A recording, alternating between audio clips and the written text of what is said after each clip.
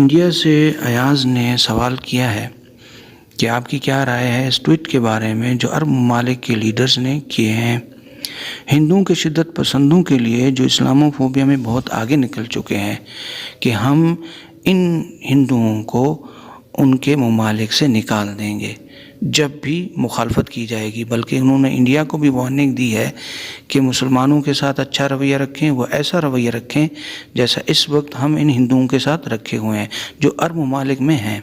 ہم یہ بھی دیکھ چکے ہیں کہ انڈیا کے وزیر اعظم مودی نے بھی ایسے ہی ٹویٹ کیے ہیں جو مسلمانوں کے خلاف ہیں۔ دوسرا اسی طرح کا سوال سید ہاشمی نے دوحہ قطر سے کیا ہے۔ موجودہ صورتحال میں انڈیا میں ایک منصوبے کے تحت مسلمانوں کی پروفائلز بنا کر انہیں ٹارگٹ کیا جا رہا ہے۔ انڈین مسلمانوں کو اس صورت میں کیسے اس مسئلے کو حل کرنا چاہیے، ہماری رہنمائی فرمائیں۔ یہ مسئلہ خاص طور پر انڈیا اور باقی تمام دنیا میں موجود ہے۔ اسلاموفوبیا تقریباً تمام یورپی ممالک میں ہے، لیکن انڈیا میں کسی حد تک زیادہ ہے، خاص طور پر جب سے بی جے پی کی حکومت آئی ہے اور مودی تقریباً 6 سال سے وزیر اعظم بنا ہے اور دوسری مرتبہ پھر وزیر اعظم بنا تو یہ فگر بڑھ گیا۔ ہمیں کیا کرنا چاہیے؟ قرآن سورۃ فصلت چیپٹر 41 ورس 34، برائی کا اچھے سے دفاع کرو، جو تمہارا دشمن ہے دوست بن جائے گا۔ اگر کوئی شخص گالی دے یا برا بھلا کہے یا نام بگاڑ کر بات کرے، اسے بہتر جواب دو۔ یہ تو میں سارے ہندوؤں کو دیکھ چکا ہوں کہ وہ مسلمان ہوئے اور کبھی میرے پاؤں پکڑتے تھے اور مجھے بھگوان کا اوتار کہتے تھے۔ بہت کم لوگ ایسے ہیں جو مخالفت کرتے ہیں۔ شاید مودی کی حکومت سے پہلے 5% تھے، اس کے بعد وہ شاید 15% ہو گئے ہوں گے، لیکن اکثریت ہندوؤں کی مسلمانوں سے اچھے سلوک کرتے ہیں۔ تقریباً 15% لوگ حمایت کرتے ہیں اور 70 سے 80% لوگ خاموشی اختیار کرتے ہیں۔ صرف 15% لوگ مخالف ہیں اور وہ ایسے ہی بیانات دیتے ہیں اور اسلام کے خلاف باتیں کرتے ہیں۔ اکثر ہندو میرے چاہنے والے ہیں، وہ مجھ سے بہت محبت رکھتے ہیں اور مجھے کہتے ہیں کہ میں کئی سالوں سے آپ کی ویڈیوز دیکھ رہا ہوں، تو میں کیا کروں؟ میں کہتا ہوں اسلام قبول کرو، تو وہ اسلام قبول کر لیتے ہیں، الحمدللہ۔ وہ میرا احترام کرتے ہیں۔ بہت کم لوگ ایسے ہیں جو مخالف ہیں۔ اب بات یہ ہے کہ مڈل ایسٹ میں جو لوگ اسلام کے خلاف یا محمد صلی اللہ علیہ وسلم کے خلاف عرب ممالک میں باتیں کرتے ہیں، ان کا کیا کیا جائے؟ جیسے شارجہ، دبئی، سعودی عرب، قطر وغیرہ۔ اور وہ ہندو جو وہاں کی اکثریت میں امیر لوگوں میں شمار ہوتے ہیں، وہ معاشی طور پر بھی وہاں پر مضبوط قدم جما چکے ہیں۔ 10 ملین لوگ ہندوستان سے تقریباً وہاں ہیں، 50% مسلمان اور 50% ہندو۔ ان ممالک میں اپنے ملکوں سے وہاں پہ یہ لوگ گئے ہوئے ہیں، لیکن ہندو وہاں اونچی پوسٹوں پر ہیں، اونچے عہدوں پر ہیں۔ ان میں کچھ انڈین مسلمان بھی ہیں۔ میں دبئی میں تھا تو 80% ہندو وہاں امیر ہیں جو کتنی زیادہ رقم انڈیا میں عرب ممالک سے بھیج رہے ہیں اور وہ وہاں بالکل آرام سے رہ رہے ہیں۔ میرے ہوتے ہوئے کوئی ایک کیس بھی ایسا نہیں آیا جو کسی غیر مسلم کو اس وجہ سے تکلیف دی جا رہی ہو کہ وہ مسلمان نہیں ہے، یا کسی نے اس کو کہا ہو کہ اللہ اکبر کہو۔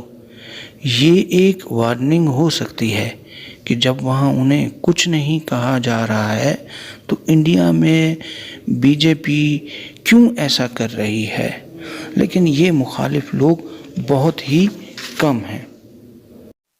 یہ بات سمجھ لیں کہ ہندوستان میں 80% لوگ مثبت سوچ رکھتے ہیں، کسی کی حمایت میں نہیں ہیں۔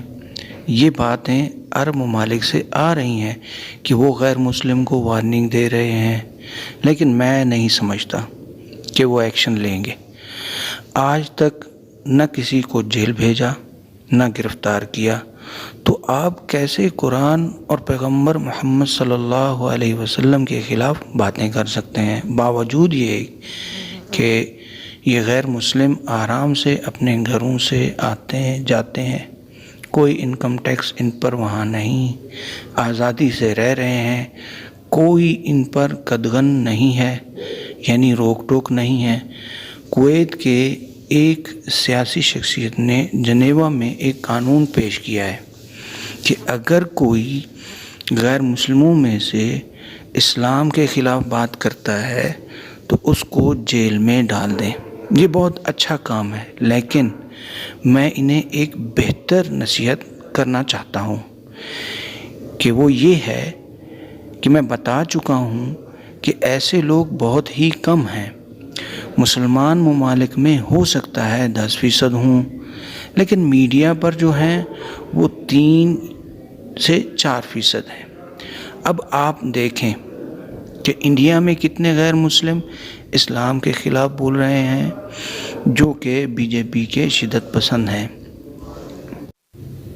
لیکن ایک بات عجیب میں آپ کو بتاؤں کہ اس حکومت کے اکثر لیڈرز کا، یعنی انڈیا کے لیڈرز کا جو بی جے پی کے ہیں الیکٹڈ، ان کا روپیہ اور پیسہ وہ یو اے ای میں سٹور ہے، اور اسی طرح دوسری گلف کنٹریز میں، اور ان میں اکثر سفر بھی انہی ممالک میں کرتے رہتے ہیں۔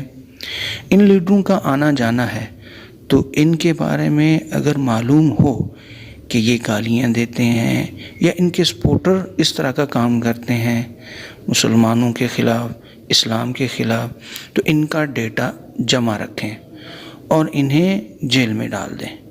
جب یہ وہاں آئے تو یہ کافی حد تک کارآمد ہوگا، اور باقی بھی اس سے خاموش ہو جائیں گے اور اس حرکات کو دوبارہ نہیں کریں گے۔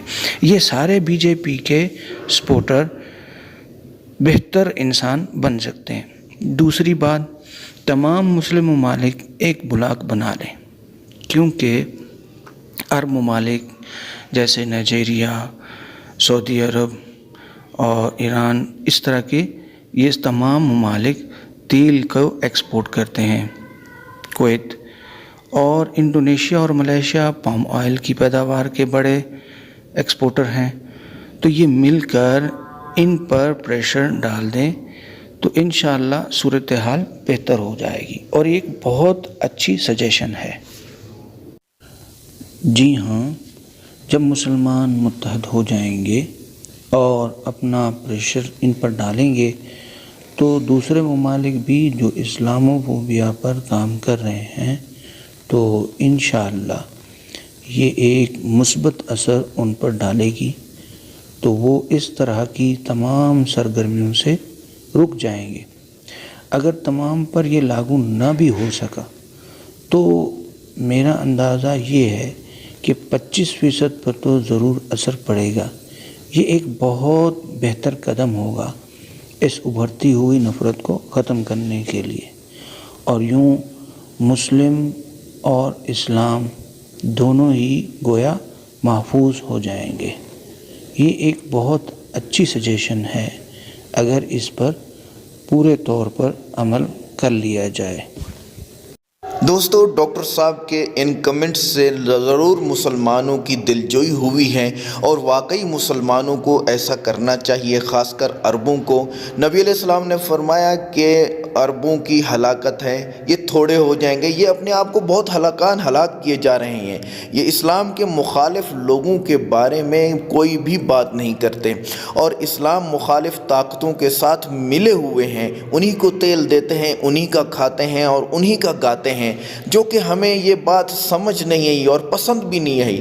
انہی کی وجہ سے، عربوں کی وجہ سے آج ہندو یہ جرأت کرتا ہے یو اے ای میں بیٹھ کے، کیا جرأت کرتا ہے اسلام کے مخالف باتیں کرتا ہے اور ڈاکٹر ذاکر نائک کے مخالف باتیں کرتا ہے اور پتہ نہیں کیا کیا مخالف باتیں کرتا ہے۔ اس ویڈیو کو لائک کریں، چینل کو سبسکرائب کریں اور ویڈیو کو شیئر ضرور کریں۔ مزید ایسی ویڈیو کے لیے ہمارے ساتھ جڑے رہیے۔ کمنٹ کر کے بتائیں ویڈیو کیسی لگی۔ شکریہ۔